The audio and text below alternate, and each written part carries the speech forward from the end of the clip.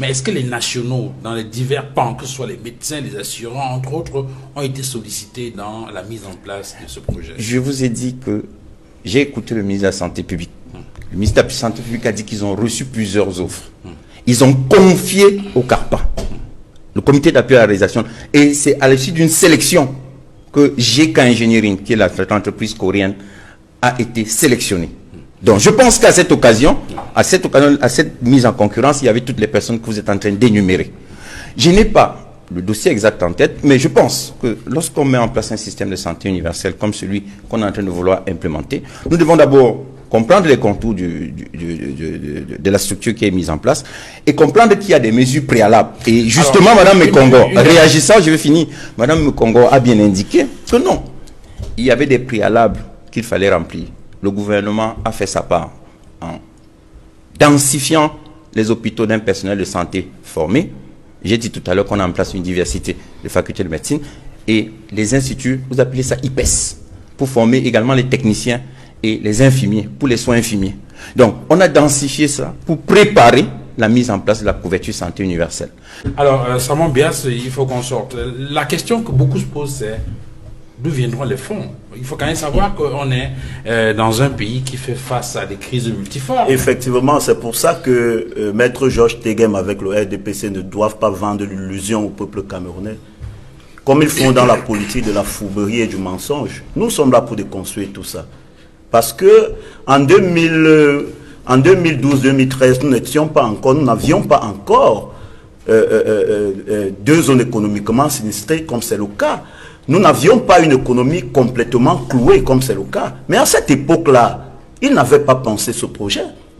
Or, comment expliquer qu'à cette époque-là, où il y avait des conditions réunies pour que ça marche, ça n'a pas été fait? C'est maintenant où toutes les conditions ne sont pas réunies que ça va marcher. Et de deux, je voudrais préciser qu'on définit toujours le Cameroun comme si le Cameroun était un vase clos. Il y a des Camerounais en France. Seulement dans la seule ville de Paris, il y a plus de médecins à Paris que dans tout le Cameroun. Il y a les pharmaciens, il y a les techniciens dans tous les domaines de la médecine, au Canada, au Japon et partout. Ce sont les Camerounais. Est-ce que ces Camerounais-là ont été associés à ce projet? Non. Alors on les exclut tout simplement parce que on sait que quand ils vont arriver, ils vont mettre sur pied des préalables qui vont permettre aux amis de M. Georges Tegem de ne pas voler. Puisque ils fonctionnent toujours avec des partenaires étrangers pour créer des conditions de rétrocommission, de vol, de corruption et de détournement. C'est de ça qu'il est question. Et de trois, je voudrais dire à Maître Georges Tegem qui parle, que je lui mets au défi, qu'on aille dans le département d'Unkam et qu'il me montre une seule infrastructure sanitaire. Une seule. Je vais prendre 4 arrondissements. Yabassi, Yingi, Konjo et Ndobian, qui me montre une seule infrastructure sanitaire qui marche. Voilà donc on veut mettre sur pied une couverture santé universelle, alors que cette région n'a pas déjà implanté des structures sanitaires capables d'accueillir ce projet. Mais monsieur Georges Tegem, ça c'est un pavé dans la mare. Vous racontez des histoires aux gens. Et nous sommes là pour dire aux Camerounais d'être aujourd'hui attentifs. Parce que quand les gens prennent des contrats en leur nom, ceux-là volent de l'argent, vont sécuriser leur famille partout où nous connaissons, dans des paradis fiscaux et tout. Et c'est nous, les fils des pauvres, qui devons payer ces dettes pendant beaucoup d'années. Il faut que ça s'arrête. Et nous vous disons au RDPC, vous devez arrêter ça.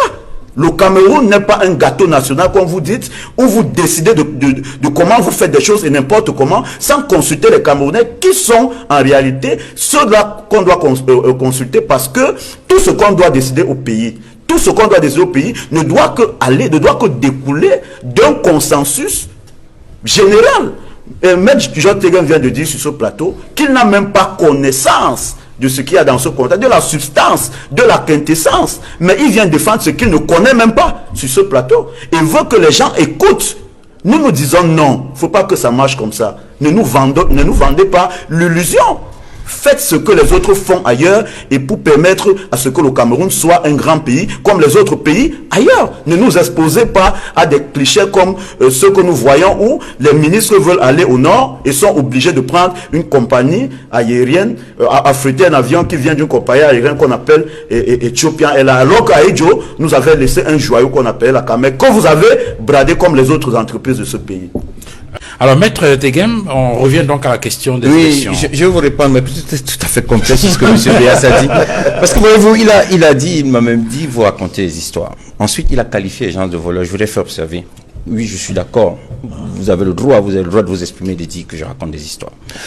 Mais lorsque vous exprimez, M. Béas, ce que je pense que vous n'avez pas le droit de dire, c'est de dire que les gens sont des voleurs, alors que vous savez très bien que la loi que vous défendez... Maître Georges Tegem. Faites un tour à Kondegui, vous verrez que la plupart des prisonniers qui sont là... Alors, quand vous parlez de voleurs, vous parlez de voleurs de Kondegui. Mais bien sûr... Passons donc à autre chose. Passons donc à autre chose. Non, du voleur, s'il vous plaît. Non, il faut que ce soit clair. Il faut dire des choses claires. On ne peut pas traiter le petit enfant qui a juste partagé une épreuve de grand bandit et ne pas traiter les ministres qui détournent les deniers de fonds publics de gros voleurs. Ce sont des bandits internationaux. Il faut le dire. Est-ce qu'on peut passer à autre chose? Non, je veux bien qu'on passe à autre chose, mais je souhaite que vous, en tant que modérateur, quand j'ai le temps de parole, qu'il me laisse parler, parce que quand il a dit voleur, je l'ai laissé alors que ça me gênait. Quand il a parlé des hôpitaux qui n'existent pas dans le camp, je l'ai laissé alors que ça me gênait. Bon, en même temps, ce n'est pas un succès monologue. Non, oui, mais dans chaque fois je peux l'interrompre, j'ai compris. C'est le sens du débat. Bon, ce que je voudrais quand même faire observer à M. Béas, c'est que la loi au Cameroun, c'est la présomption d'innocence. L'enfant dont vous parlez n'a pas été qualifié de fraudeur. Il est en ce moment en situation de présomption d'innocence. Il est où en ce moment? Alors, je ne sais pas. Il est en situation. C'est un sujet sur lequel on reviendra. Est-ce qu'on peut avancer? On peut faire de l'Okonje qui a, nous tous nous connaissons ce qui s'est passé, et chez lui, il dort carrément sur son lit, alors que la victime, cette dame qu'on connaît, est déjà sous terre. L'enfant dont vous parlez, qui bénéficie de la présomption d'innocence, est dans un lieu que nous tous nous connaissons, il n'est pas dans son lit. Et il risque tout là-bas. Mais vous voulez expliquer aux Camerounais... Alors, Salomon, permettez donc à Georges Tegem de répondre et puis qu'on avance dans le débat. Monsieur Béas, lorsqu'on est sur un plateau de télévision aussi sérieux, une heure de grande écoute, on respecte les principes et les règles. Je suis tout à fait au Cameroun, c'est la présomption d'innocence. Et je souhaite que ces principes soient observés.